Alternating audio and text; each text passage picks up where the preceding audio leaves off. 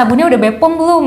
Short answer, kalau sabun belum ya. Kenapa? Aku ceritain ya. Jadi kalau mau daftar BPOM itu harus per varian. Misalnya nih kita mau jualan sabun putih polos wangi sereh. Terus kita daftarin kan ke BPOM, bayar, terus dapat izin edar nih. Nomor izin edar biasanya BPOM NA 9 nomor. Udah nih kalau udah dapat izin edar kita bisa jualin. Terus misalnya kita mau jualin sabun yang sama nih, sama-sama warna putih tapi wanginya beda. Yang tadi wanginya sereh, yang sekarang pengen wangi lavender misalnya ya. Nah itu tuh kita nggak bisa jualin dengan nomor izin edar yang sama. Kita harus daftarin lagi ke BPOM, bayar lagi. Setelah dapat izin edarnya, nomornya berbeda, baru kita bisa jualin yang ini.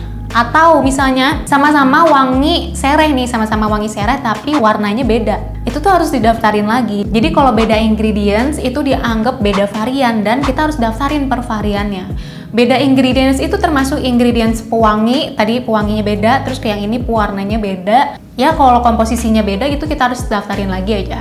Jadi bisa bayangin ya kalau misalnya kita soap maker yang suka bikin sabun lucu-lucu, hari ini misalnya bikin sabun semangka, besok bentuk strawberry, besoknya lagi bentuk gunung, bentuk laut. Kalau semuanya harus didaftarin, betapa gitu ya isi sendiri. Terus daftar BPOM juga ada biayanya sekitar 500.000 normalnya, itu per varian ya, dan nggak termasuk biaya produksi, jadi cuma daftarinnya doang itu 500.000. Jadi kalau kita yang misalnya bikin cuma 1 blok gini doang, 2 blok, 10 batang, 20 batang, harus didaftarin 500.000, itu belum tentu bisa balik modal. Kita harus jual sabunnya lebih mahal lagi, tapi siapa yang mau beli gitu kan. Terus setiap hari itu kita bikin desain yang berbeda-beda, jadi desain yang udah kita pakai lagi tuh biasanya nggak kita bikin lagi karena setiap hari kita pengen berkreasi, nyiptain sesuatu yang baru gitu kan.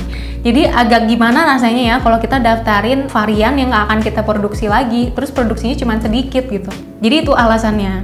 Di balik itu memang kalau kamu mau BPOM, produk kamu itu harus diproduksi di pabrik yang memiliki sertifikat CPKB. Nah nanti kita bahas lebih lanjut ya soal pabrik. Nah pabriknya itu bisa dua nih, kita bikin pabrik sendiri atau pabriknya pabrik orang lain. Jadi kita pinjem pabrik orang lain, produksi di pabrik itu tapi untuk merek kita. Nah itu biasanya dinamain dengan maklon. Tapi pabrik maklon itu nggak ada yang nerimain desain lucu-lucu. Mereka cuma nerimain maklon dengan desain polos aja. Makanya sabun-sabun yang ber-BPOM itu biasanya sabunnya polos gitu kan, yang memang produksi banyak juga. Oh ya, ngomong-ngomong, aku pernah tanya soap maker Amerika, jadi kita DM-an di Instagram gitu. Mereka bilang produk mereka itu kalau mau berjualan nggak diatur sama FDA. FDA itu kayak BPOM-nya Amerika gitu deh. Jadi mereka cuman cukup bisnis license aja, terus mereka bisa jualin sabun ini. Terus aku juga tanya seorang soap maker di negeri tetangga, Singapura, wawancara gimana sih caranya bikin bisnis sabun yang legal di sana. Tungguin ya kontennya karena aku akan post setelah konten yang ini.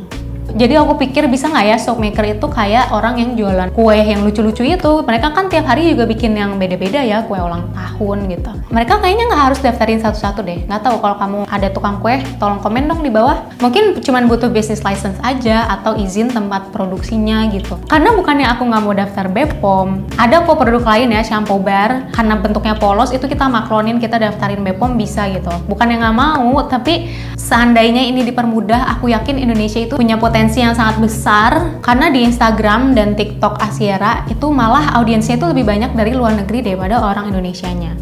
Dan produk-produk aku ini juga udah pernah dikirim ke Australia, ke Singapura, Malaysia, udah sampai Qatar, Hong Kong. Aku yakin banyak yang tertarik. Jadi please kalau ada orang BPOM yang nonton atau di pemerintahan, tolong kasih tanggapan dong soal ini di komentar di bawah ya. Dan tolong koreksi juga kalau ada salah, karena manusia bisa salah dan aku seneng kalau ada yang benerin, jadi kita sama-sama belajar. Aku sangat ngerti kalau izin edar itu penting, tapi kita juga punya alasan yang tadi sudah disampaikan. Nah, tapi mungkin pertanyaan kalian sekarang gini, jadi beneran aman gak sih produknya? Bisa dibilang aman karena pembuatannya ya memang udah sesuai standar SNI, sabun itu minyak dicampur alkali, perhitungannya juga udah benar, ada kalkulator sabunnya gitu. Dan BPOM itu lebih mengutamakan kehigienisannya, dari mulai pembuatan sampai di packing itu harus di tempat yang higienis, di pabrik gitu.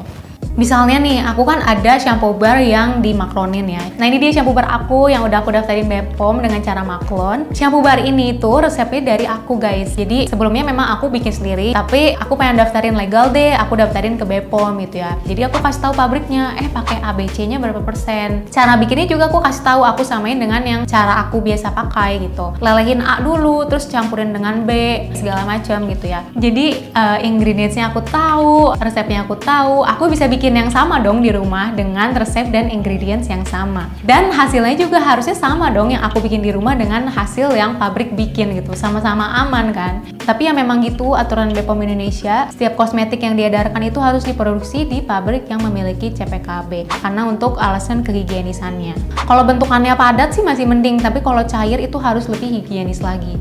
Tapi aku rasa setiap soap maker yang produksi di rumah juga kita berusaha untuk produksi sehigienis mungkin biar aman. Pengen banget jualannya guys, karena kalau dipermudah aku yakin ekonomi Indonesia bisa terbantu dari sini.